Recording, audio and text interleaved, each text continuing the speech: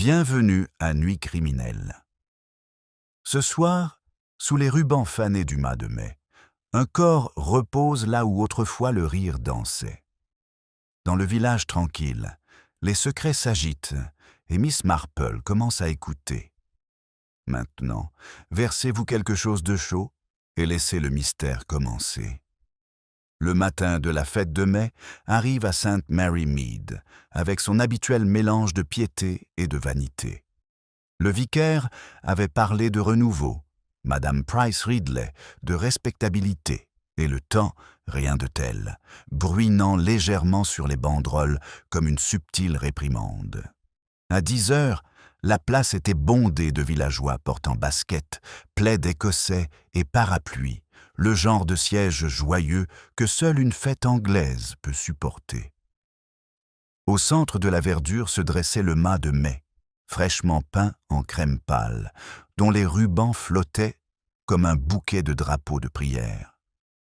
Les écoliers, lavés et tremblants, attendaient que la musique commence, tandis que Miss Marple se tenait un peu à l'écart sous un marronnier d'Inde ruisselant, son parapluie formant un modeste dôme gris. Elle observait la scène avec un intérêt modéré, bien que son regard ne s'attarde pas sur les rubans ni sur les enfants, mais sur les visages des adultes venus surveiller. Les visages disent toujours la vérité. Les décorations mentent simplement par leur couleur. C'est là, au moment où le vicaire s'éclaircissant la gorge pour le chant d'ouverture, que Madame Leslie Carter remarqua quelque chose d'étrange. Un coin du gazon du mât de mai semblait légèrement surélevé, comme si le sol avait englouti une taupe ou quelque chose de plus gros. Elle chuchota à son mari, déjà distrait par la proximité du gâteau de Madame Bantry, et ainsi, par une indifférence familière, la découverte fut retardée jusqu'au début du bal. La musique résonna des flûtes stridentes et d'un tambour hésitant. Les enfants tournoyèrent, les rubans s'entrelaçaient, les rires fusaient. Puis une enfant trébucha. Son ruban se détacha du haut du mât. Quelqu'un halète, un autre rit nerveusement et la danse s'interrompit, confuse. Quelques hommes s'avancèrent pour redresser le mât. C'est alors que le gazon ameubli céda plus que de la terre. Un lambeau de tissu maculé de boue, indéniablement humain, apparut sous l'herbe dégarnie. Il y eut un bref et terrible silence. Les flûtes grincent et se turent. Même la bruine sembla cesser de tomber. Puis Madame Carter hurla. Et la foule, cette foule anglaise robuste, habituée aux crises par des décennies de petites urgences, se perdit dans un murmure d'incrédulité. Le parapluie de Miss Marple s'inclina légèrement. Ses yeux, bleu pâle et sereins, observaient le sergent Hayes, se frayant un chemin à travers les badauds et se penchant sur le morceau de terre. Le vicaire parla de calme. Quelqu'un d'autre parla de celle d'évanouissement. Les enfants se mirent à pleurer en chœur, désemparés. Miss Marple pensa, sans s'alarmer, que c'était presque inévitable. La terre autour du mât de mai avait toujours semblé anormalement molle après la pluie. En quelques minutes, la place était entourée d'un cordon de gendarmes. Les villageois se rassemblèrent près du stand de thé, mi-chuchotant, mi-tremblant. Madame Price Ridley déclara d'une voix porteuse qu'il s'agissait sûrement d'un clochard. Ce à quoi mademoiselle Hartnell rétorqua qu'aucun clochard ne serait enterré aussi proprement, à moins qu'il ne l'ait fait lui-même. Un rire nerveux s'ensuivit, fragile et bref. Miss Marple écoutait, l'air tendrement désapprobateur. L'esprit humain, songea, cherche des explications comme il cherche de la chaleur, et souvent dans la mauvaise direction. Elle remarqua que la nouvelle institutrice, Miss Evelyn Marsh, se tenait immobile près du mât de mai, les mains jointes. Le visage de la jeune femme était pâle, ses lèvres pincées comme pour une confession intérieure. C'était un visage qui connaissait les morts. Lorsque les agents découvrirent enfin suffisamment de choses pour confirmer le corps du pire homme, d'âge mûr, en tenue de travail mais rasé de près, Le regard de Miss Marple parcourut à nouveau la foule. Les yeux qui évitent la scène en disaient plus que ceux qui la fixaient.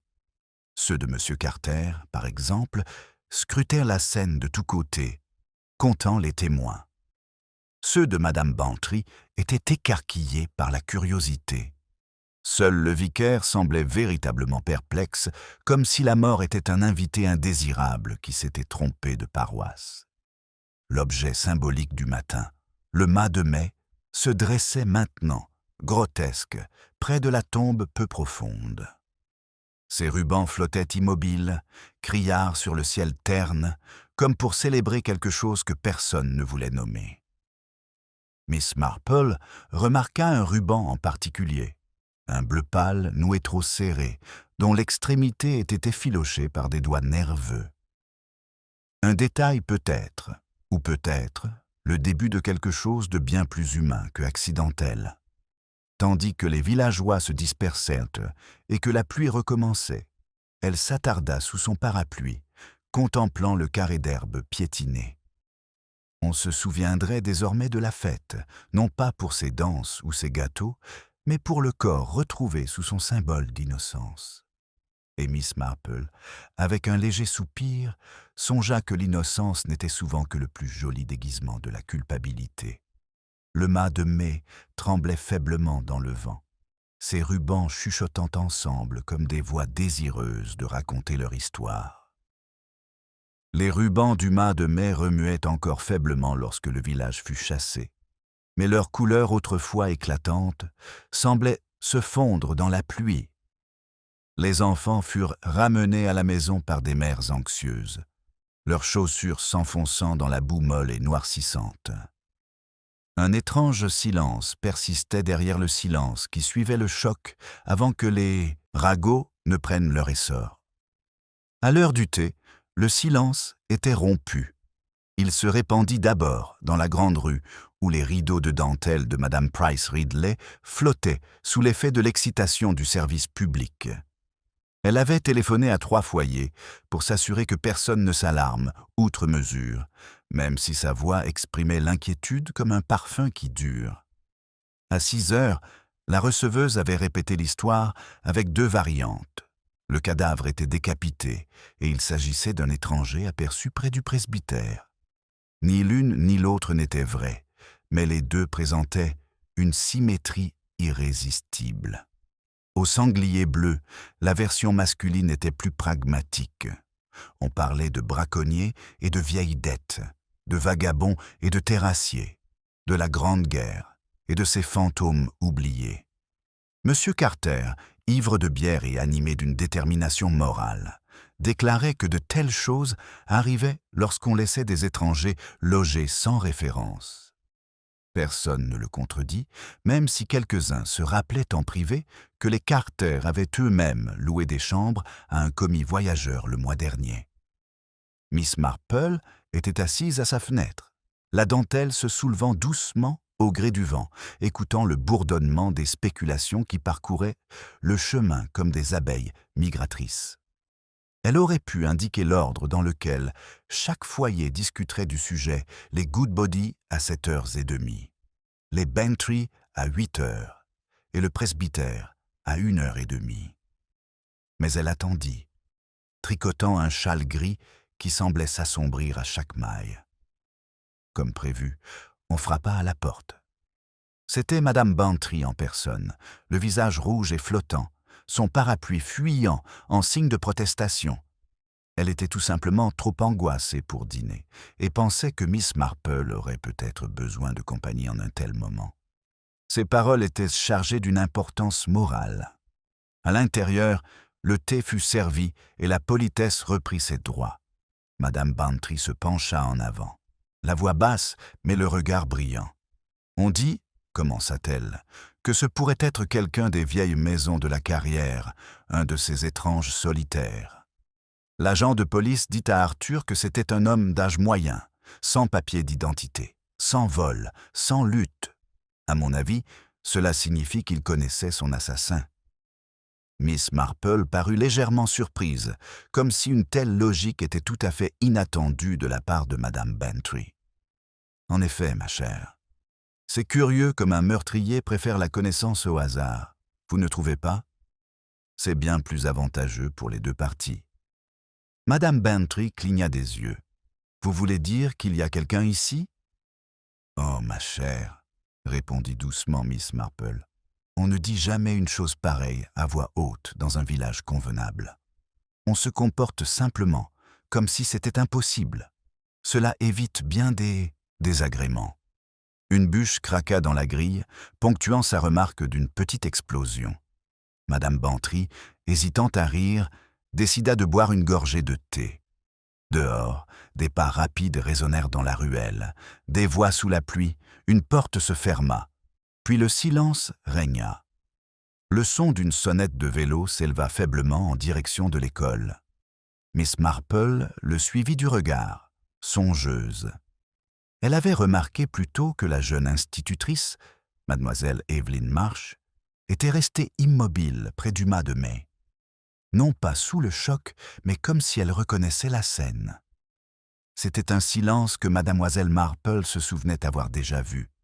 Lorsqu'une veuve de St. Mary Mead avait contemplé le cercueil d'un mari qu'elle avait cessé d'aimer des années auparavant. Plus tard dans la soirée, une lumière brûlait tard au presbytère. Le révérend Clément, fier de sa stabilité, écrivit un mot au coroner d'une main légèrement tremblante.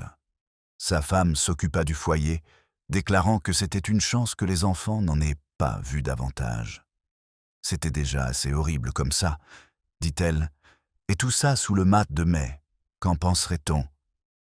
La réponse de son mari était fatiguée, mi-ironique. Ils penseront exactement ce qu'on leur dit de penser, ma chère, jusqu'à ce que Miss Marple leur dise le contraire. La nouvelle parvint aux journaux avant minuit. Au matin, St. Mary Mead ne serait plus seulement un village, mais ferait la une des journaux. Et dans cette transformation, passant d'un lieu tranquille à une curiosité publique, Miss Marple reconnut le début d'une véritable malice. La culpabilité, elle le savait, aimait se cacher derrière l'attention, comme les mauvaises herbes s'épanouissent sous les fleurs éclatantes. Elle éteignit sa lampe, ne laissant entendre que le faible tic-tac de l'horloge et le doux rythme de la pluie sur les vitres. Quelque part au-delà de la verdure, le mât de mai penchait légèrement là où il avait été dérangé. Ses rubans s'en mêlent dans le vent nocturne, murmurant entre eux, comme s'ils se souvenaient de la danse qui avait basculé dans le silence. Miss Marple ferma les yeux. Ses pensées dérivent non vers le cadavre, mais vers le comportement qui l'entourait. Les dénégations hâtives, les rumeurs opportunistes, les petites cruautés déguisées en discours moral. C'était la nature humaine à l'honneur, et elle, sa chroniqueuse silencieuse, pouvait presque l'entendre répéter son texte. Une seule image persistait avant que le sommeil ne s'empare de son ruban bleu pâle, noué trop serré pour être desserré. Le lendemain de la découverte, l'aube était sans couleur. Une fine brume recouvrait St. Mary Mead, adoucissant les tensions sans les tempérer. Le long du chemin, les rideaux frémissaient à un rythme mesuré, exercice quotidien de discrétion au village. La verdure elle-même était maintenant délimitée par des cordes, le mât de mai penché comme un pêcheur repenti. En dessous, une tache de terre sombre marquait l'endroit où le corps avait été emporté avant l'aube. L'inspecteur Crail est arrivé de Mutchbenama. C'était un homme imposant, à la moustache, arborant un air d'excuse, qui semblait constamment surpris par le comportement humain. Il se montre courtois envers Miss Marple, comme la plupart des policiers finissent par l'apprendre, même s'il considérait visiblement sa présence sur les lieux comme une indulgence plutôt qu'un avantage. Enquête de routine, Miss Marple. Rien de sensationnel, probablement un vagabond qui a eu des ennuis, dit-il en consultant son carnet. Le médecin estime le décès à 2 ou 3 jours. Aucune trace de vol. C'est étrange. Ça. Très étrange, acquiesça aimablement Miss Marple, d'un ton aussi doux que son châle. Mais peut-être pas si étrange s'il n'était pas destiné à être retrouvé. L'inspecteur parut perplexe un instant, avant de conclure que cette remarque n'était pas destinée à être suivie d'effet. Il se tourna vers le sergent Hayes, occupé à interroger Madame Carter près du stand de thé. C'était remarquable, pensa Miss Marple, la rapidité avec laquelle la verdure avait repris ses habitudes. La théière fumait encore. Les femmes préparaient toujours des gâteaux pour personne en particulier. Et pourtant, sous le bavardage, quelque chose de nouveau avait pris. Racine Malaise, trop prudent pour se nommer. À midi, tous les foyers dans un rayon d'un demi-mile avaient été interrogés. Certains ont présenté des alibis avec autant de soin que des torchons, d'autres ont exprimé leur indignation. La réaction la plus intéressante est venue de l'institutrice. Mademoiselle Evelyne Marsh reçut l'inspecteur dans sa petite salle de classe, où le léger parfum de craie et de lavande éloignait même la mort. Debout près du tableau noir, elle se tenait les mains jointes comme pour une confession. « Je n'ai rien entendu d'inhabituel », dit-elle d'une voix claire et posée. « Mais je me souviens avoir vu un homme mercredi soir, près du Green. Il regardait les enfants répéter leur danse. Peux-tu le décrire ?»« Ordinaire, » répondit-elle. « Trop ordinaire, peut-être. » L'inspecteur note cela avec la satisfaction d'un homme qui comble le silence. Miss Marple, venue soi-disant chercher des partitions de cantiques pour la femme du pasteur, marqua une pause suffisamment longue pour remarquer le tremblement de la main gauche de l'enseignante, tandis qu'elle parlait. Les mains d'un enseignant tremblaient rarement, sauf par crainte d'une erreur. Plus tard, au presbytère, Madame Clément se lamenta que la pauvre mademoiselle Marsh n'avait jamais semblé tout à fait du village. En quelque sorte réservée, si pâle. C'était dit avec gentillesse. Mais les mots portaient ce léger frisson d'exclusion que Sainte Mary Mead inspirait à tous ceux qui se sentaient trop seuls. Dans l'après-midi, le premier indice tangible apparut un bouton de manchette en argent retrouvé près de la tourbe perturbée. Les initiales RC y étaient gravées. Il aurait pu appartenir au défunt ou à quelqu'un qui souhaitait son oubli. L'inspecteur annonça sa découverte avec satisfaction au Blue Boar, où la moitié du public se rappela aussitôt connaître au moins 3 hommes portant ces initiales. Miss Marple, quant à elle, faisait sa promenade habituelle le long de la haie bordant le terrain de l'école. Elle avançait lentement, le regard non pas vers le bas, mais vers l'horizon, comme si elle suivait le tracé d'un fil invisible. Un morceau de ruban bleu pâle attira son attention, un fragment de ruban emmêlé dans les ronces. Ce n'était pas un ruban de l'arbre de mai. Le tissage était plus fin, la couleur légèrement délavée par les manipulations.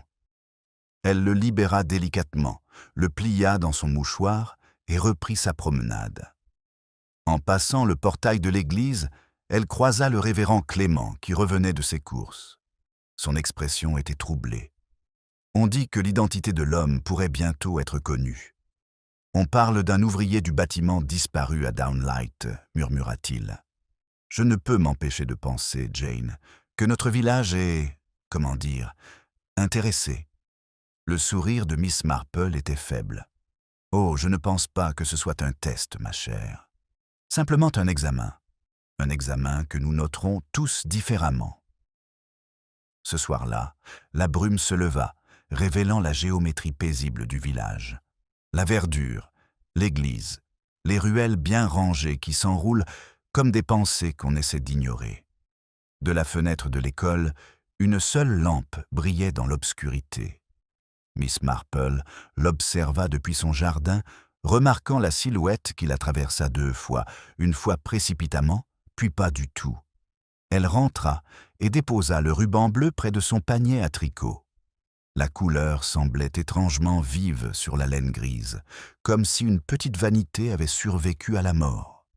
Quand l'horloge de l'église sonna 9 heures, un bruit unique perturba la soirée, un fracas étouffé, faible mais indubitable, provenant du jardin du presbytère.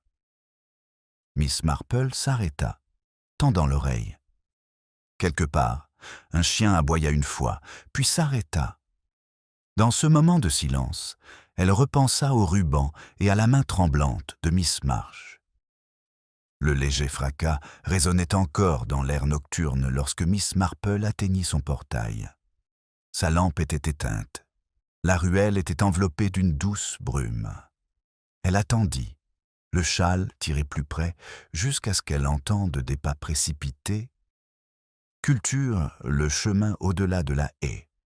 Puis une voix, basse et tendue, sans équivoque celle de l'inspecteur Crail.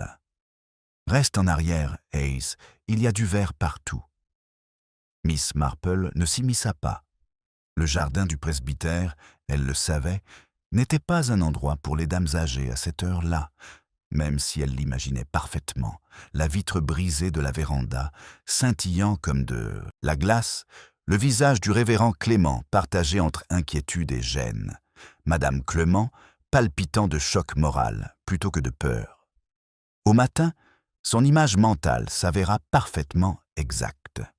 Le village était animé de rumeurs. L'intrus avait été aperçu en train de fuir vers les prés, laissant des traces de pas boueuses sur le chemin du presbytère. Rien n'avait été volé, mais un objet curieux avait été retrouvé à côté du gant de menuisier en cuir épais, légèrement taché de peinture. Au petit déjeuner, Mademoiselle Marple reçut la nouvelle de M. Stringer, le bedeau de l'église, qui arrivait toujours avec des ragots cachés derrière les affaires de l'église. « On dit que c'est à cet entrepreneur de Downley, » confia-t-il en baissant la voix comme si la théière risquait de l'entendre. Le disparu Robert Copley. Les initiales correspondent au bouton de manchette. L'inspecteur dit qu'il lui va à la main. Et tout ? Miss Marple remuait doucement son thé. « Oui, j'ose le dire, les morts sont remarquablement serviables à cet égard. » Le bedeau cligna des yeux. « Tu veux dire qu'il n'est pas le pauvre homme qu'ils ont trouvé ?»« Ah, c'est fort possible, » répondit-elle doucement. « Mais je ne fais jamais confiance à la coïncidence quand elle se présente comme une évidence. » À midi, la police avait confirmé l'identification. Le corps sous le mât de mai était bien celui de Robert Copley, un entrepreneur qui logeait à Downley et qui avait été vu pour la dernière fois 2 nuits avant sa mort. Sa réputation était ambiguë, suffisamment respectable pour lui assurer du travail, mais trop familière avec les épouses de ses clients pour la conserver longtemps. L'annonce s'est imposée à St. Mary Mead comme une explication confortable. On préférait que les morts aient une réputation justifiant leur état. Ainsi, en quelques heures, la conscience du village commença à se détendre. Mais personne ne l'a fait. Mademoiselle Evelyn Marsh apparut au bureau de poste cet après-midi-là, pâle sous son chapeau de paille. Elle demanda un formulaire de télégramme, mais resta immobile avant d'écrire. Madame Price Ridley, qui ne résistait jamais à une pause théâtrale, demanda gentiment si la chère maîtresse d'école était sous tension. « Je vais parfaitement bien, » répondit mademoiselle Marsh, même si ses mots semblaient déjà répétés. Sa main tremblait légèrement lorsqu'elle signa le bout de papier. Mademoiselle Marple, qui attendait discrètement derrière, remarqua la tache d'encre bleue sur le pouce de la jeune fille, exactement de la même couleur que le ruban maintenant caché dans son tiroir à mouchoirs. Lorsque le télégramme fut expédié, Mademoiselle Marsh se retourna et soutint son regard. L'espace d'1 seconde, son sang-froid vacilla, puis elle hocha la tête avec raideur et sortit au soleil. Ce soir-là, l'inspecteur Cray le rendit visite à Miss Marple, plus par habitude que par nécessité. Son expression exprimait une satisfaction prudente. « Nous avons retrouvé le gant dans la boîte à outils de Copley, » dit-il. « On dirait une dispute amoureuse, à mon avis. Il avait été vu en train de discuter avec une dame près du Green mercredi soir. Il l'avait probablement revue et les choses avaient mal tourné. C'est très plausible, » murmura Miss Marple. « Mais de quelle dame s'agit-il, inspecteur ? La plausibilité est plutôt démocratique à cet égard. » Il rougit légèrement. « Pas encore de nom, mais on les trouvera. On raconte qu'il a fait quelques réparations à l'école. » En effet, Elle le regarda s'éloigner, le bruit de ses bottes s'éloignant dans le chemin. Un papillon de nuit volta devant sa lampe. Elle le prit délicatement dans sa main, avant de le lâcher dans l'obscurité. Des vies, songea-t-elle, étaient aussi facilement brisées lorsqu'on les prenait trop brutalement. Plus tard, à travers ses rideaux de dentelle, elle aperçut une silhouette solitaire traverser la verdure Miss March, encore une fois, marchant d'un pas rapide, la posture figée comme poursuivie par ses pensées. Elle s'arrêta près du mât de mai, dont les rubans pâles semblaient fantomatiques au clair de lune, puis s'agenouilla un instant, peut-être pour prier, peut-être pour se souvenir. Lorsqu'elle se releva, quelque chose brilla faiblement dans sa main avant qu'elle ne revienne vers l'école. Le lendemain matin apporta l'inattendu. L'inspecteur annonça que mademoiselle March était interrogée sur certaines irrégularités dans ses déclarations. Quelqu'un l'avait vue près du parc la nuit du meurtre. Quelqu'un d'autre jura qu'elle s'était disputée avec Copley au sujet d'une dette d'honneur, bien que cette phrase, lorsqu'on insistait, ne signifiait rien. Le village acquiesça sagement. Une jolie institutrice et un ouvrier, que pouvait-on attendre d'autre? La moralité, convenait-il, était la seule victime digne d'être pleurée. Miss Marple, cependant, pensait différemment. De sa fenêtre, elle regardait les enfants franchir le portail de l'école, leurs rires hésitants, leurs rubans ternes sur le ciel gris. Le mât de mai était toujours debout, dépouillé de toute festivité, sa base marquée par un léger anneau de terre retourné. Les apparences revenaient à la normale, songea-t-elle. Mais à St. Mary Mead, les apparences étaient comme la glace sur un étang belle, miroitantes et terriblement fines. Le faible bourdonnement des voix d'enfants s'échappait par la fenêtre ouverte du salon de Miss Marple, la mélodie hésitante et feutrée. Leur rire, d'habitude le fil conducteur de St. Mary Mead, s'était atténué depuis la découverte sous le mât de mai. La cloche de l'école sonna, un son hésitant, comme honteuse de sa propre gaieté. Miss Marple posa son tricot et se tourna légèrement sur sa chaise.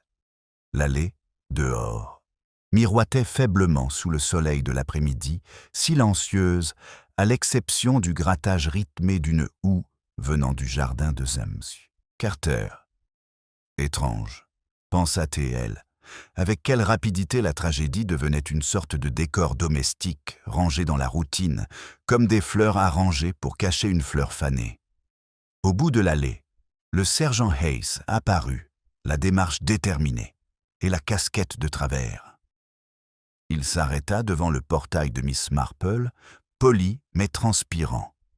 « L'inspecteur dit que nous avons eu des nouvelles de Downley », a-t-il rapporté. Il semble que ce maçon, Copley, avait pas mal de dettes. Une à un commerçant local, une autre à un puits. Et il est question d'un prêt personnel auprès d'une dame. Rien de formel, bien sûr, mais sa voix s'éteignit sous son regard fixe. « Oui, je vois, » dit-elle doucement. « Des dettes, quelles qu'elles soient. Elles finissent toujours par être payées, n'est-ce pas ?» Hayes rougit. « On ne dit pas qu'elle est coupable, madame. Seulement, elle est nerveuse, et elle refuse de nous dire à qui elle a envoyé ce télégramme hier. » Miss Marple le remercia d'un doux sourire, puis retourna à sa chaise. Son regard se posa de nouveau sur le ruban bleu pâle plié dans son mouchoir. Il n'était plus propre. Ses doigts l'avaient inconsciemment gratté. On effiloche un bord. Il y avait quelque chose de troublant dans sa familiarité, même si elle ne pouvait pas encore le nommer. Plus tard dans l'après-midi, elle se rend à la poste sous prétexte de récupérer un colis. L'air était chargé d'une légère odeur de bois humide et d'œillets provenant du jardin du presbytère. Madame Price Ridley était, comme prévu, derrière le comptoir, triant des enveloppes, avec la suffisance de quelqu'un qui trie les âmes. « Je suppose, » dit Miss Marple doucement, « que le télégramme de Miss March a été correctement payé. » Madame Price Ridley se raidit. Naturellement, elle semblait bien. perturbée. Mais bien sûr, la pauvre, elle avait traversé tant d'épreuves. Et l'adresse? Oh, tout à fait innocent. Un londonien. Un certain Monsieur Elmarché. Son frère, j'imagine. Le sourire de Miss Marple s'épaissit presque imperceptiblement. Quel réconfort! Les familles sont d'une grande aide dans les moments difficiles. Lorsqu'elle émergea au soleil, elle faillit percuter M. Carter, qui semblait lui aussi en détresse. Il la salua avec une politesse exagérée en soulevant son chapeau. Quelle affaire, Miss Marple! Terrible. Ma femme n'a pas fermé l'œil. Elle dit qu'elle voit cet endroit chaque fois qu'elle ferme les yeux. En effet, ces images ont tendance à persister, répondit-elle. J'imagine que la police n'a rien trouvé d'alarmant près de votre jardin la nuit dernière. Carter hésita, les yeux légèrement plissés. Vous avez déjà entendu parler de ça, alors? Juste un imbécile qui casse du verre, c'est tout. Mais entre nous, j'ai aperçu quelqu'un rôder près de la haie du presbytère plus tôt dans la soirée. On aurait dit un de ces ouvriers de Downley. Le genre à boire du gin avant le dîner. Il sourit faiblement, satisfait d'avoir lancé une menace plausible. Miss Marple remarqua la raideur de son col, la fine trace de poussière sous ses ongles et sa façon de parler trop vite après chaque pause, comme pour combler les silences avant qu'ils ne le remplissent. Lorsqu'elle arriva chez elle, une pensée commença à prendre forme vague, à moitié formée, mais persistante. Elle alla aussitôt à son bureau, sortit son carnet de jardinage et l'ouvrit à une page blanche. D'une écriture soignée, elle inscrivit 3 courtes phrases gants, le ruban, le verre. Puis elle s'est arrêtée. Quelque chose dans ce dernier mot réveilla un souvenir. Elle se souvient du bruit du fracas, de la remarque de l'inspecteur sur le verre partout, et de l'insistance affligée de Madame Clément sur le fait que rien n'avait été volé. Pourtant, une vitre cassée sans vol était aussi improbable, pensa-t-elle, qu'une dette sans comptabilité. Elle est allée chercher sa loupe glaçage. Elle examina une relique sentimentale de son défunt neveu et examina le ruban une fois de plus. Le bord effiloché portait une légère tache, non pas de saleté, mais quelque chose de métallique, aussi fin que de la poussière. De la peinture, peut-être, ou du vernis. Son esprit se replonge dans ses souvenirs jusqu'à ce qu'elle voie, très clairement, le même éclat sur les ongles de M. Carter, tandis qu'il parlait à la porte. Ce n'était pas suffisant pour avoir un sens. Pas encore. Mais Miss Marple savait que le sens était une créature qui préférait le calme et la patience. Ce soir-là, l'inspecteur rappela, agité et sur la défensive. « Nous avons convoqué l'institutrice pour un interrogatoire plus approfondi, » dit-il. La vicaire confirma qu'elle connaissait Copley. Il avait réparé le toit de sa classe. On les avait vus se disputer à propos du paiement. Cela pourrait suffire. Miss Marple lui servit du thé et l'écouta avec bienveillance, les yeux fixés sur la vapeur qui montait entre eux. « J'ose dire que c'est possible, » dit-elle, « mais l'argent est rarement ce qu'il prétend être. » Il fronça les sourcils, mais ne dit rien. Lorsqu'il partit, elle resta assise un moment près de la fenêtre. La lumière extérieure avait pris une teinte cuivrée, adoucissant les contours du verre. Le mât de mai se dressait seul, son ombre longue, ses rubans mous comme des secrets inavoués. Son regard s'attarda sur la terre environnante, plus sombre qu'auparavant, fraîchement retournée par les hommes de l'inspecteur. Et là, presque invisible, un objet unique captait les dernières lueurs du jour, une petite perle de verre bleu pâle, à moitié enfouie dans le sol. Miss Marple se leva lentement, sa main se serrant sur le rebord. Elle traversa la prairie avec une lenteur délibérée, le léger tintement de sa canne sur les pierres, résonnant comme la ponctuation d'une phrase qu'elle seule pouvait déchiffrer. Le soir était plus sombre. Une faible lumière persistait derrière les ormes, teintant l'air d'un or mélancolique. La perle de verre brillait encore faiblement au mât de mai. À la base, une chose insignifiante pour n'importe quel passant, mais pour Miss Marple, Elle brillait comme une virgule oubliée dans une lettre qu'il aurait fallu relire. S'agenouillant, elle épouseta la terre d'une main gantée. Ce n'était pas du verre, après tout, mais un bouton en émail bleu, en forme de bouton, avec une légère entaille sur le bord. Elle le reconnut aussitôt, celui qu'on trouve sur les chemisiers féminins d'un style particulier, démodé, pratique, modeste et tout à fait banal. Le cardigan de Mademoiselle March, se souvint-elle, avait porté de tels boutons, bien que les siens soient intacts. Elle le glissa discrètement dans sa poche et se leva juste au moment où la femme du vicaire s'approchait, son expression tendue par une satisfaction à moitié contenue. « Oh, Miss Marple, j'ai du mal à y croire », commença Madame Clement, essoufflée après avoir traversé le pré. L'inspecteur dit qu'il garde la pauvre Miss March à Much Benham pour la nuit. Je suppose que ce n'est pas convenable, mais avec ces filles modernes, on ne sait jamais vraiment. N'est-ce pas?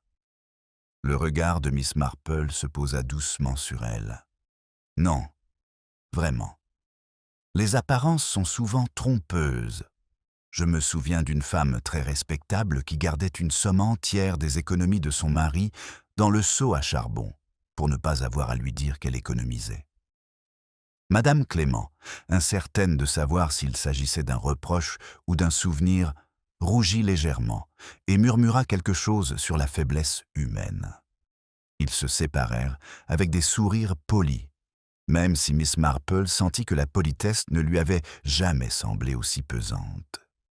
De retour à son chalet, elle posa le bouton bleu à côté du ruban sur son bureau. Ensemble, ils semblaient étrangement complices, deux fragments d'un même objet autrefois achevé. Elle resta assise un long moment, écoutant le vent souffler dans le verger jusqu'à ce qu'un léger coup interrompt ses pensées. C'était M. Carter. Il semblait étrangement agité, son chapeau écrasé entre ses mains. « Je suis désolé de vous déranger, Miss Marple, » dit-il rapidement, « mais j'ai pensé que vous deviez le savoir. On raconte que Miss March a avoué quelque chose.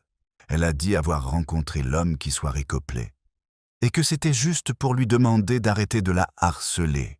Elle prétend qu'il voulait de l'argent, du chantage plutôt, à propos de lettres. Les femmes sont folles d'en écrire, si vous me permettez. » A-t-elle dit quel genre de lettres? Il hésite, visiblement ravi d'être en possession d'informations.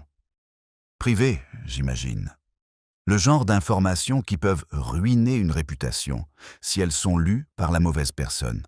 « Ah !» dit doucement Miss Marple, « et parfois par la bonne personne. » Il parut perplexe, murmura un adieu et s'éloigna précipitamment, la laissant avec plus de questions qu'il n'en avait prévu. L'air qu'il laissait derrière lui sentait légèrement la térébenthine, âcre, chimique, impossible à confondre. Le lendemain matin, l'agent de l'inspecteur interpella Mademoiselle Marple alors qu'elle se rendait à l'église. « Ils ont blanchi l'institutrice, » dit-il à contre-cœur. Il s'avère que son frère avait téléphoné la dernière fois. Nuit. Elle lui envoyait de l'argent pour rembourser un prêt personnel, sans aucun rapport avec le défunt. Pourtant, elle quitte le village. Elle dit qu'elle ne supporte pas ces conversations. Miss Marple inclina la tête. Oui, les paroles sont comme la fumée. Elles s'accrochent à tout, même une fois le feu éteint. À l'intérieur de l'église, l'assemblée bourdonnait sous les chants. Le nom de Mademoiselle March flottait en fragments murmurés à travers les bancs, tel un papillon de nuit pris au piège. Madame Bantry renifla dans son mouchoir. Madame Price Ridley chantait d'une voix inhabituellement forte. Et le pasteur lut son sermon avec un air de tranquillité forcée, prêchant la compassion, tout en jetant des coups d'œil, un peu trop fréquents, au banc où Mademoiselle March avait l'habitude de s'asseoir. Après la cérémonie, Miss Marple s'attarda près de la porte, laissant passer les autres. Elle remarqua les Carter partir ensemble, bras dessus, bras dessous. Le sourire de Madame Carter était mince, ses joues d'un rose étrange. Lorsque Miss Marple la salua, Son regard se porta brièvement sur la poche où reposait la main de la dame plus âgée. Poche qui contenait désormais à la fois le ruban et le bouton. « Tu as l'air beaucoup mieux aujourd'hui, ma chère, » dit gentiment Miss Marple. Le rire de Madame Carter en réponse était cassant. « Je suis sûre que tout ira mieux une fois que tout sera revenu à la normale. »« Oui, » murmura Miss Marple, « même si je pense parfois que la normalité n'est que ce que nous acceptons de ne pas mentionner. » Cet après-midi-là, elle prit le thé avec le vicaire et son épouse. La conversation tourne inévitablement à la spéculation. Madame Clément avoua qu'elle était soulagée qu'il ne s'agisse finalement d'aucun membre de la paroisse, et le vicaire hocha la tête avec le soulagement discret d'un homme dont les ouailles avaient été épargnées. Pourtant, les pensées de Miss Marple s'égarent. Son regard se porta sur la cheminée, où un petit vase en verre accrochait la lumière. Une traînée bleue scintillait à sa surface, un reflet, réalisateur, du bouton en émail dans sa poche. Il brillait faiblement, comme un secret qui refusait de rester enfoui. Elle sirota son thé en pensant aux gants retrouvés près du verre brisé, à la faible odeur de térébenthine et à la façon dont les doigts de Madame Carter s'agitaient chaque fois que son mari parlait. Elle pensa aussi au ruban du mât de mai, symbole d'unité, entrelacé, cachant le nœud qui les formait. Lorsqu'elle se leva pour partir, le vicaire la raccompagna jusqu'au portail. « Vous ne pensez pas, Miss Marple, que cela laissera une ombre sur le village ?»« Oh non, » dit-elle doucement. « Le village sera comme avant. C'est l'ombre. » La lumière du soir s'estompa, douce et incertaine. À travers la verdure, le mât de mai brillait faiblement dans le crépuscule, et près de sa base, quelque chose fit bouger une silhouette qui se penchait, peut-être pour récupérer ce que les hommes de l'inspecteur avaient manqué. Miss Marple s'arrêta à mi-chemin, son souffle coupé par la reconnaissance. Le geste était indéniable. La silhouette près du mât de mai se redressa, surprise par le léger craquement du gravier sous les pas de Miss Marple. L'espace d'un instant, le crépuscule tint immobile la vieille dame près de la haie et l'ombre penchée sur la terre sombre. Puis l'inconnu se retourne, révélant l'ovale pâle du visage de Madame Carter. Ses mains étaient sales, ses gants serrés comme un secret. « Oh, Miss Marple !» balbutia-t-elle d'une voix trop aiguë. « Vous m'avez fait peur, j'ai laissé tomber ma broche tout à l'heure. J'ai cru la perdre ici. » Le soir, le ton de Miss Marple était aimable mais curieux. Quel inconvénient! Pourtant, c'est un endroit agréable pour perdre des objets, tant on en a déjà retrouvé en dessous. Madame Carter eut un rire cassant. Oui, une affaire épouvantable. J'ai pensé qu'il valait mieux m'assurer que rien de moi n'y était mêlé. Elle ramassa son châle, murmura quelque chose à propos du dîner qui l'attendait et traversa précipitamment la pelouse. Miss Marple la regarda partir, remarquant le regard inquiet qu'elle jetait vers les fenêtres de sa maison, comme si la sécurité de la lumière dépendait de qui se trouvait derrière. Au matin, le village s'éveilla dans une nouvelle excitation.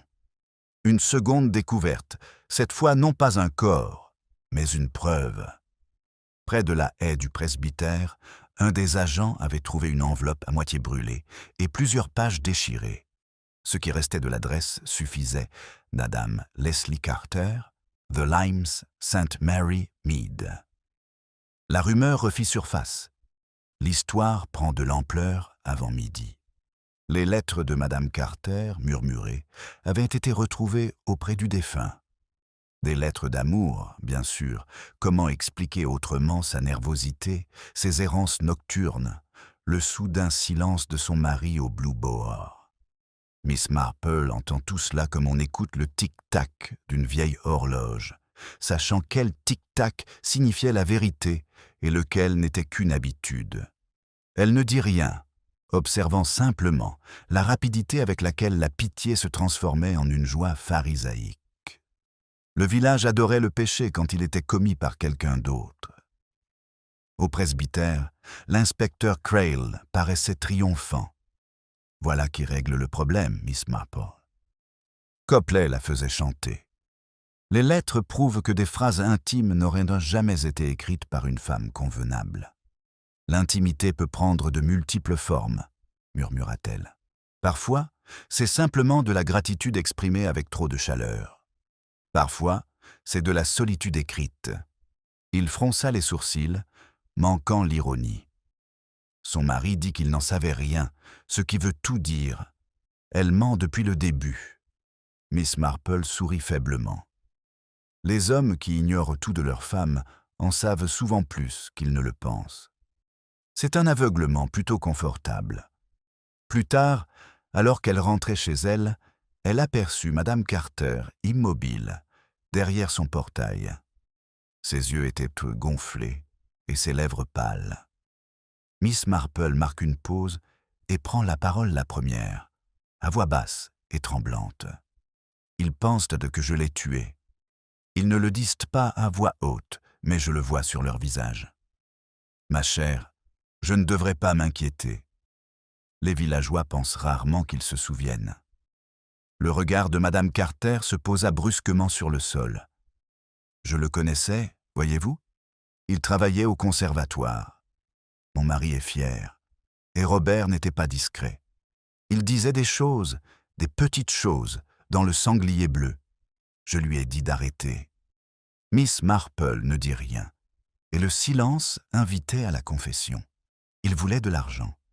Il a dit qu'il montrerait à Leslie les lettres que j'avais écrites quand il travaillait ici l'été dernier. Elles n'étaient donc pas méchantes, juste stupides. Mais la stupidité a l'air très méchante quand elle arrange les choses. Ses mains tordirent à nouveau les gants, comme pour étouffer le souvenir. Je l'ai rencontré près du Mas de Mai ce soir-là. Je lui ai donné ce que je pouvais. Il a dit que ce n'était pas suffisant. C'est tout ce que je dirais. L'expression de Miss Marple était tendre, pas compatissante sans permission. Et ensuite, puis il est parti. Vivant, je le jure. Je suis rentré chez moi par le chemin du presbytère. J'ai entendu du verre se briser, mais je n'ai pas regardé. J'ai cru que quelqu'un d'autre le ferait. Elle s'interrompit en tremblant. Miss Marple posa doucement la main sur son bras. « Il faut toujours regarder, ma chère. C'est cruel envers la vérité de ne pas le faire. » Ce soir-là, l'inspecteur est revenu, sombre et inquiet. On a trouvé des traces de sang sur l'un des outils de jardinage de Carter. Une petite bêche, frottée, mais pas assez. Son mari jure que c'est la sienne et dit l'avoir utilisée pour les massifs de fleurs ce matin-là. Pourtant, la terre, eh bien, c'est la même que celle du jardin. Miss Marple écoutait en silence, regardant la lueur du feu trembler sur sa cheminée. Les rubans du Mas de Mai, pensa-t-elle, s'étaient emmêlés plus profondément que quiconque ne pouvait le voir. Amour, fierté, tromperie, chaque brin semblait inoffensif individuellement, mais ensemble, ils s'étranglent. Lorsque l'inspectrice partit, elle resta assise, le regard fixé sur les braises. Les ombres semblaient danser au rythme de leurs pensées, formant leur propre motif. Quelque part dehors, un volet claqua, doucement sous le vent, puis s'immobilisa. Elle se leva enfin et alla à la fenêtre. De l'autre côté de la verdure, le lime s'était plongé dans l'obscurité, ses rideaux tirés.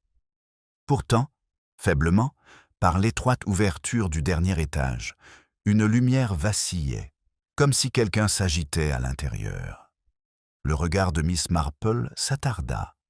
Un léger sourire, à la fois triste et entendu, effleura ses lèvres. La faible lueur de la fenêtre supérieure des Carter tremblait comme un pouls coupable dans la nuit. Miss Marple l'observait depuis son salon, jusqu'à ce que l'horloge sonne 10 heures, puis baissa sa lampe.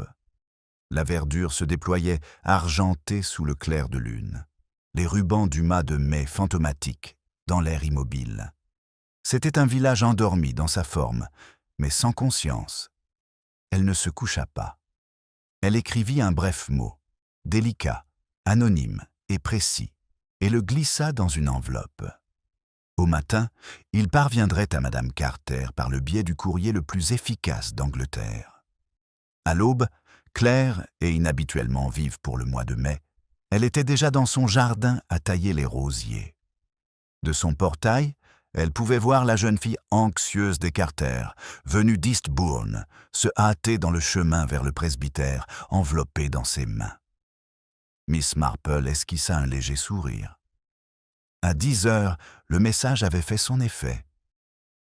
Madame Carter apparut sur le green, marchant d'un pas rapide, le visage figé dans un masque de sang-froid qui ne trompait personne assez attentif pour regarder au-delà de la poudre. Elle portait ses gants, mais ne les portait pas, signe discret mais révélateur. Son chemin la menait droit, comme par hasard, vers le portail de Miss Marple. « Ma chère, dit chaleureusement Miss Marple, quel genre de personne vous appelle Théon ? Je préparais justement du thé. » Madame Carter hésita, tiraillée entre fierté et épuisement. « Je ne vous dérangerai pas longtemps. J'avais juste besoin de me vider la tête. C'est tellement horrible, ce que les gens disent. Oui, les ragots peuvent être très laborieux. Ils n'ont pas besoin de dormir. » La jeune femme s'est affalée dans le fauteuil qu'on lui offrait. Ses mains reposaient sur ses genoux, tordant le bord de son mouchoir. Je ne comprends pas pourquoi l'inspecteur revient sans cesse. Il dit qu'il y a des incohérences, mais je lui ai tout dit.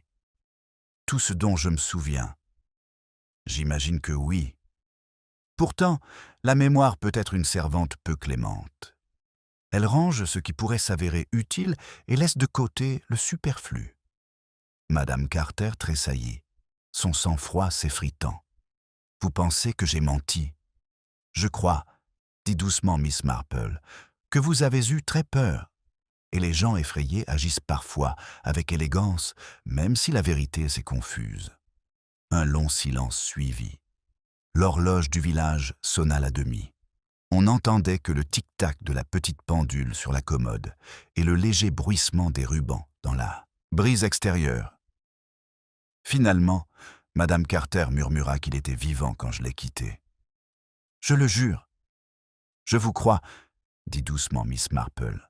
« Mais je me demande si votre mari l'a fait aussi. » La question résonna comme une cloche. Les yeux de Madame Carter s'écarquillèrent et l'espace d'un instant, son masque se fissura, révélant une sensation de fragilité et d'impuissance. Puis elle se leva brusquement. « Je dois y aller. Merci pour le thé. » Lorsque la porte se referma, le regard de Miss Marple se porta vers la fenêtre où le mât de mai était encadré par des rideaux de dentelle. Elle aperçut le sergent Hayes inspecter à nouveau le sol. Un petit groupe s'était rassemblé, Madame Price Ridley, Madame Bantry et la femme du pasteur, échangeant toutes des théories solennelles sur un ton de sévérité charitable. La respectabilité, songea-elle, était un déguisement bien plus efficace que celui d'un criminel. Dans l'après-midi, l'inspecteur est revenu, las et mal rasé. « Nous avons interrogé Carter », a-t-il dit d'un ton sombre. Il a reconnu la dispute avec Copley. Il a dit avoir découvert les lettres, être parti à la recherche de l'homme et lui avoir tenu des propos cinglants. Il a prétendu l'avoir laissé en vie, mais les preuves sont, eh bien, catastrophiques. L'appel, le sang et maintenant les dérobades de sa femme. Miss Marple sert le thé avec un calme tranquille. Les hommes sûrs de la vertu de leur femme creusent rarement des massifs de fleurs à minuit, remarqua-t-elle. Crail parut surpris. « Tu crois qu'elle le protège ? » ?»« Oh, pas consciemment. Les femmes protègent rarement les hommes pour leur bien, c'est généralement pour les apparences. » Il se frotta le front. « Je suppose que vous me direz ensuite que le meurtre était un malentendu. Presque tous les meurtres le sont, inspecteur.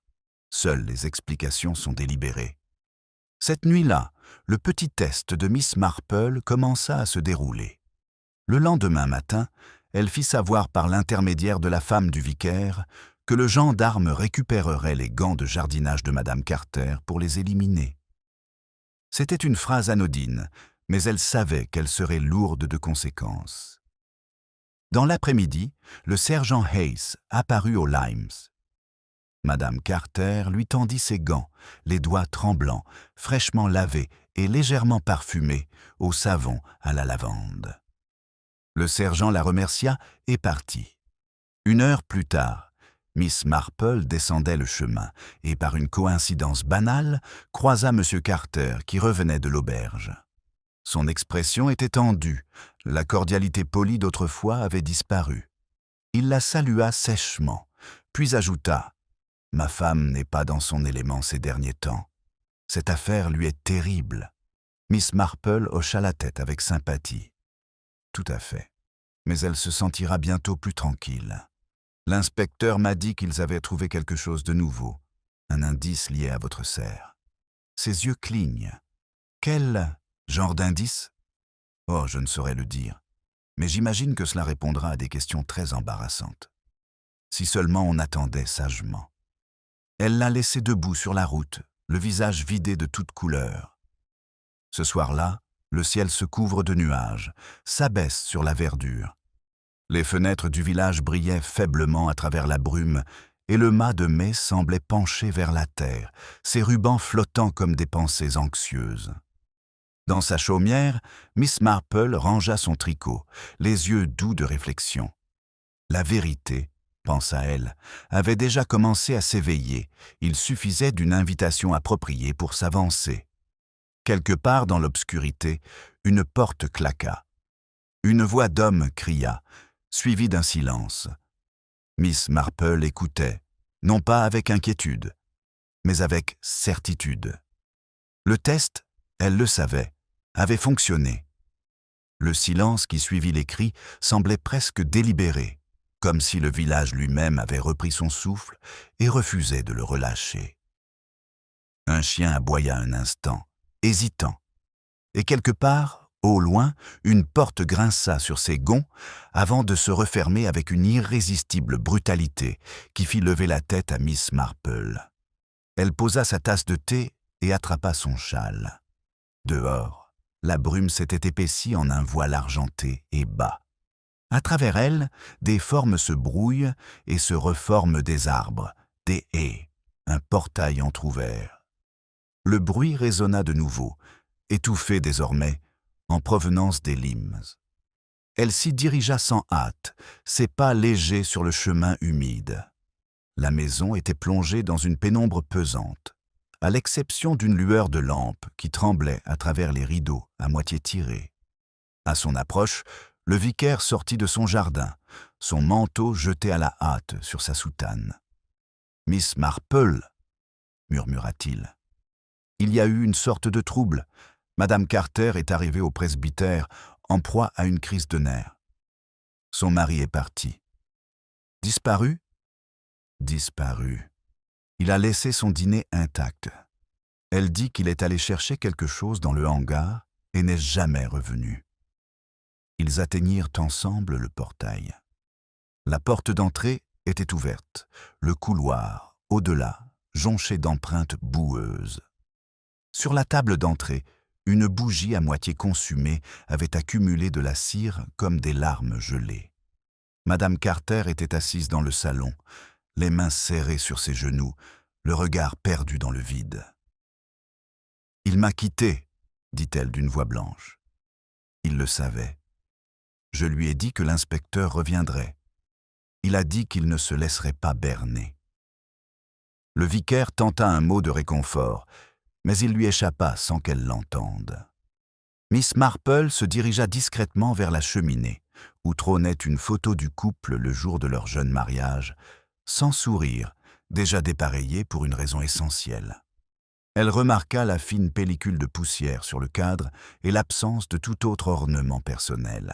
« Je pense, dit-elle doucement, que M. Carter n'est peut-être pas allé bien loin. » Avant que le vicaire puisse l'interroger, un cri strident s'éleva de l'extérieur, la voix du constable, essoufflée et effrayée.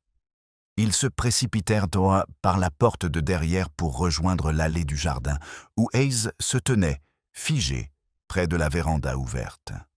La vitre de la porte était fraîchement fissurée, fendue selon une faille familière. Seigneur, murmura le vicaire. Pas encore. Miss Marple jeta un coup d'œil à l'intérieur. La faible lumière d'une lanterne révéla une silhouette affalée près de l'établi, la tête appuyée contre l'étagère. Une truelle gisait par terre à côté de lui. Avant même l'arrivée de l'inspecteur, il était clair que Leslie Carter ne ferait plus de vagues. Le verdict officiel qui suivit fut hâtif, presque trop tranché. Le coroner parlerait plus tard de suicide. L'inspecteur, à voix basse, de lâcheté. Une note avait été retrouvée, brève et non signée. G.K. Dieu me pardonne.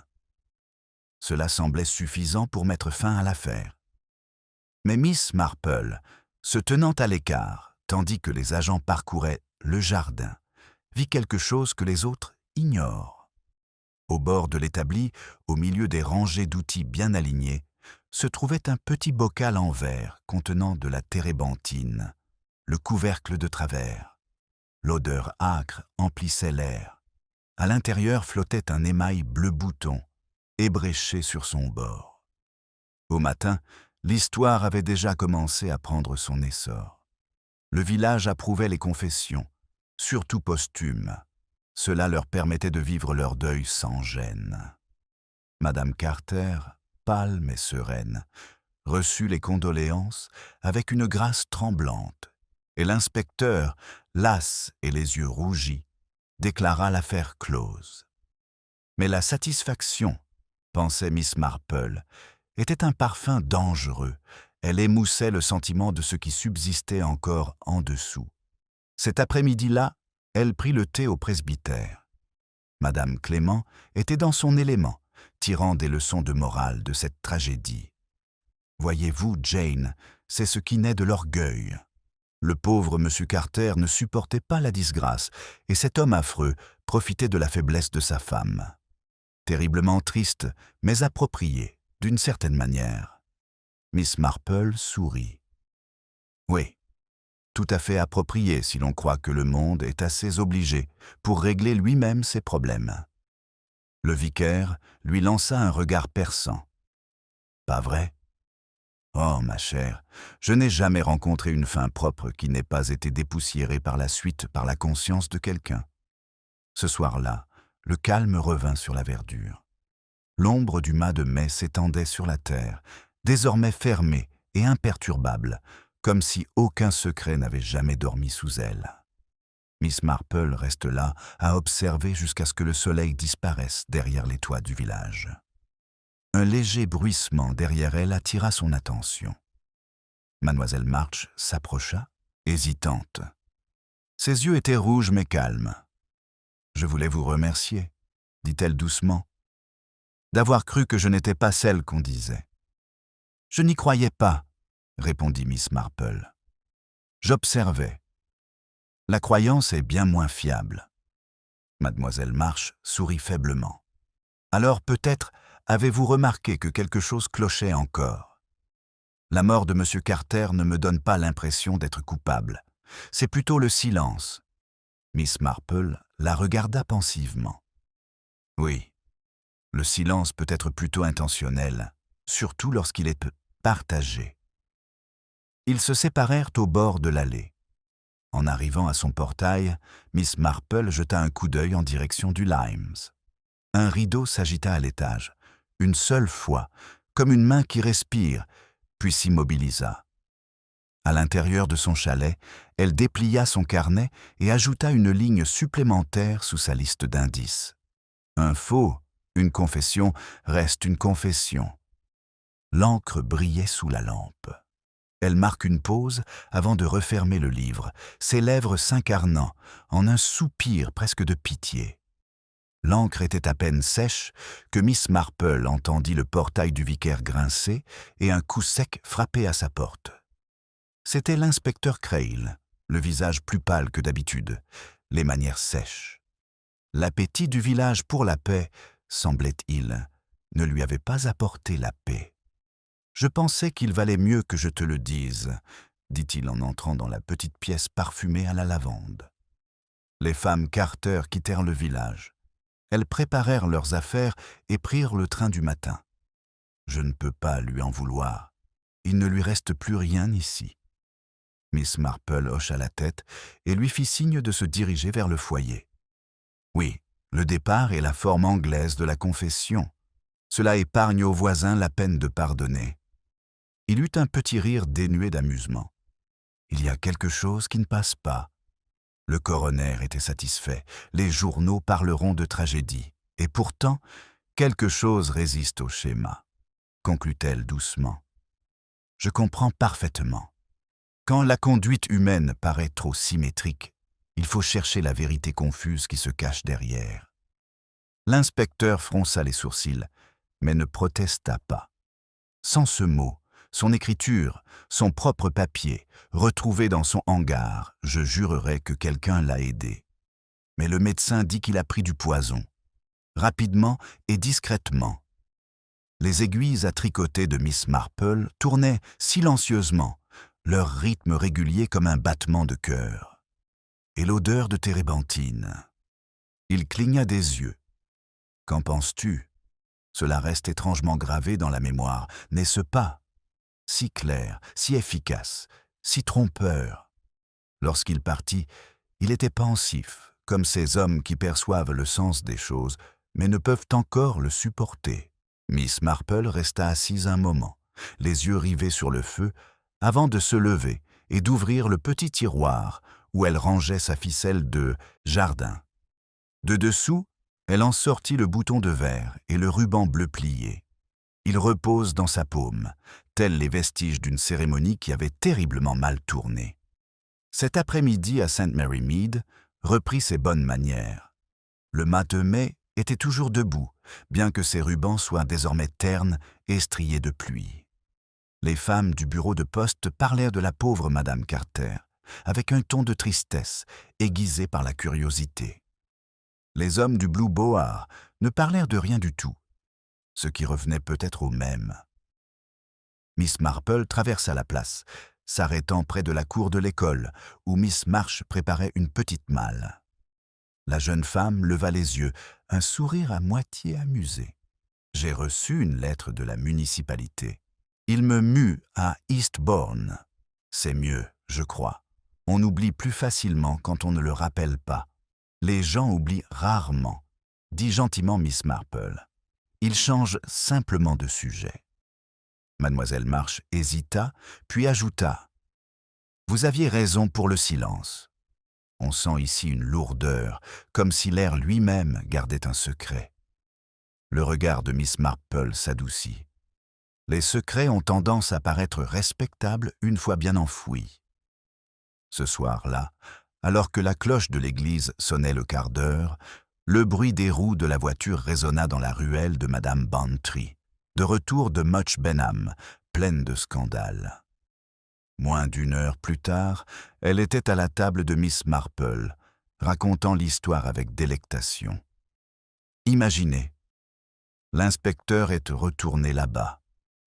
Ils ont découvert que le mot laissé par M. Carter n'était pas du tout écrit. Il avait été tracé. Quelqu'un a utilisé sa signature, tirée d'un talon de chèque. Oh, quelle horreur! Forger le désespoir d'un homme. Miss Marple se versa une autre tasse. C'était très attentionné de leur part, dit-elle doucement. Une lettre de suicide est tellement soignée pour des raisons officielles. On dirait presque qu'elle a été écrite par courtoisie. Madame Bantry haleta. « Vous ne voulez pas dire que ce n'était pas lui. Je veux simplement dire que la mort a rarement la gentillesse de s'expliquer. Mais il serait peut-être temps que quelqu'un se demande quel genre d'homme copierait la main de son mari, et pour le réconfort de qui. Le lendemain matin, la nouvelle du faux avait fait le tour de tous les pays. La respectabilité tremblait à nouveau, réorganisant ses opinions. Ceux qui avaient plaint Madame Carter condamnaient désormais son silence. Ceux qui s'étaient méfiés d'elle parlaient maintenant d'une innocence tragique. Miss Marple remarqua le schéma avec un léger amusement. L'algèbre morale n'avait jamais été le point fort du village. L'inspecteur revient à midi, échevelé et inquiet. « C'est le bazar, dit-il. Nous avons examiné l'écriture correctement. Ce n'est pas la sienne. Et il y a autre chose à l'étiquette d'un flacon de désherbant qui avait disparu du hangar de Zazier, Carter. Le poison qu'il avait pris était du même genre. Mais ces empreintes digitales ne sont pas sur le bouchon. Miss Marple leva les yeux de son tricot. « À qui est-ce »« C'est sa femme, » admit-il d'un ton sombre. « Nous avons trouvé la bouteille dans l'évacuation de la véranda. » Elle soupira, presque tendrement. « Ah, alors la vérité est encore assez polie pour ne pas crier. » L'inspecteur le fixait du regard. « Vous voulez dire qu'elle l'a tué ?» Miss Marple secoua la tête. « Mon cher, elle n'a fait que terminer ce qui était déjà fait. L'orgueil peut être aussi mortel qu'un poison, surtout lorsqu'il est administré par une autre main. » Il partit sans un mot. Dehors, des nuages s'amoncellent sur la verdure, lourds d'une pluie persistante. Miss Marple s'approcha de la fenêtre et regarda le mât de mai osciller doucement au gré du vent. Ses rubans, emmêlés et fanés, murmuraient faiblement les uns contre les autres, tels des fragments d'une histoire dont seul le vent pouvait se souvenir. Le lendemain matin, j'ai reçu une carte postale de la gare de Much Benham, oblitérée à l'aube. Elle était adressée à Miss Marple, d'une écriture soignée et sans hâte. « Merci. Merci pour votre gentillesse. Je n'ai jamais eu peur de lui. Aucune signature ne suit. Seulement une petite violette pressée glissée à l'intérieur du pli. » Miss Marple la tint un instant, le visage impénétrable, puis la plaça à côté du ruban et du bouton dans son tiroir. Les trois petites reliques reposent ensemble, symbole d'un ordre qui prétendait être l'harmonie et une paix trop chèrement acquise. Dehors, les premières gouttes de pluie commencèrent à tomber, douces et régulières, assombrissant la terre autour du mât de mai. Miss Marple ferma sa fenêtre pour se protéger du froid et écouta le bruit avec une irrésistible sérénité. La pluie continua toute la nuit, régulière et purificatrice, bien que St. Mary Mead n'ait jamais été débarrassée de quoi que ce soit d'important. Au matin, la verdure scintillait, le mât de mai légèrement penché, ses rubans plaqués contre le mât, en une confession molle. Pour n'importe qui d'autre, cela aurait pu paraître la fin d'un triste petit chapitre. Pour Miss Marple, cela ressemblait à la fin d'un livre dont la morale attendait encore d'être lue. Le petit déjeuner arriva en retard. La postière avait apporté des scones pour réconforter les invités, et M. Stringer passa pour remarquer le calme retrouvé. C'était le genre de silence que les villageois prennent pour la paix, le silence qui suit un sermon que chacun croit destiné à quelqu'un d'autre. L'inspecteur est apparu juste avant midi. Son chapeau ruisselait de pluie et son expression exprimait la fatigue. « Nous avons reçu la déclaration du coroner », a-t-il déclaré sans préambule. Verdict maintenu. Décès par accident, empoisonnement auto-administré, affaire classée. Miss Marple lui a offert du thé, ça doit être très satisfaisant pour la paperasse. Il sourit tristement. Pour la paperasse, oui. Pas pour moi. Je n'arrive pas à me débarrasser du sentiment qu'il manque encore quelque chose. C'est généralement le cas, dit-elle doucement. Mais les pièces manquantes racontent souvent mieux l'histoire que le tout. Il fronça les sourcils. Tu as une théorie, j'imagine. Elle regarda dans la théière, comme si elle lisait dans les feuilles. Oh, rien de si précis. Juste la pensée qu'on avait pitié de la mauvaise personne. C'est une petite différence, mais morale. L'inspecteur partit une demi-heure plus tard, sans plus de sagesse, mais plutôt conforté, comme la plupart des hommes après avoir parlé à Miss Marple. Lorsque la porte se referma derrière lui, elle alla à son bureau et disposa les trois petits objets, le ruban, le bouton et la violette pressée de la carte postale. Ils formaient une trinité silencieuse et significative. Le ruban, pensait-elle, avait été arraché du mât de mai symbole d'harmonie du village. Le bouton, retrouvé près de sa base, avait été arraché du vêtement d'une femme agenouillée là en secret.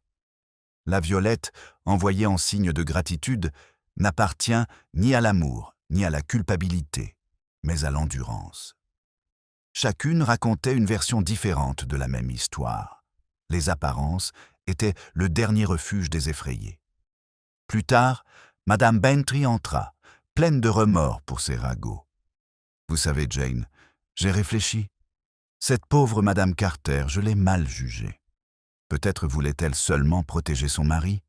Les femmes font des bêtises quand elles sont acculées. »« Oui, » murmura Miss Marple, « et parfois quand ce n'est pas le cas.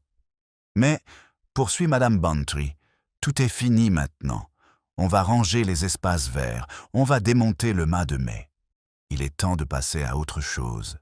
Le temps fait toujours plaisir, dit doucement Miss Marple, même s'il est plutôt sélectif quant à ce qu'il oublie. Après son départ, Miss Marple prit son parapluie et traversa la prairie. L'air sentait la terre humide et le lilas, ce doux parfum de renouveau qui n'effaçait jamais complètement la décrépitude. Près du mur du presbytère, elle s'arrêta, contemplant l'endroit où le corps avait été retrouvé. Quelqu'un, peut-être le vicaire lui-même, y avait planté des jonquilles. Leurs visages radieux se balançaient doucement, indifférents à l'histoire. Mademoiselle March apparut du chemin menant à l'école, une petite valise à la main. Elle s'arrêta en voyant Mademoiselle Marple et sourit, timidement mais avec soulagement. « Je voulais lui dire au revoir, » dit-elle. « Ils envoient quelqu'un d'autre pour me remplacer. Un nouveau départ, comme ils disent. »« Les nouveaux départs peuvent être de vieilles habitudes, » répondit gentiment Miss Marple. « On change simplement de décor. » La jeune femme hésita. « Pensez-vous que Madame Carter reviendra un jour ?» Le regard de Miss Marple s'attarda sur les jonquilles. « Non, ma chère. On revient rarement sur les lieux de ce qu'on a survécu. » Miss March hocha la tête, comprenant plus que ce qui était dit. Elle glissa une petite enveloppe dans la main de Miss Marple. Elle me demanda de vous la remettre, si je vous voyais avant de partir. Puis, sans un mot, elle s'éloigna dans le chemin, jusqu'à ce que la brume l'engloutît. De retour à son cottage, Miss Marple ouvrit l'enveloppe.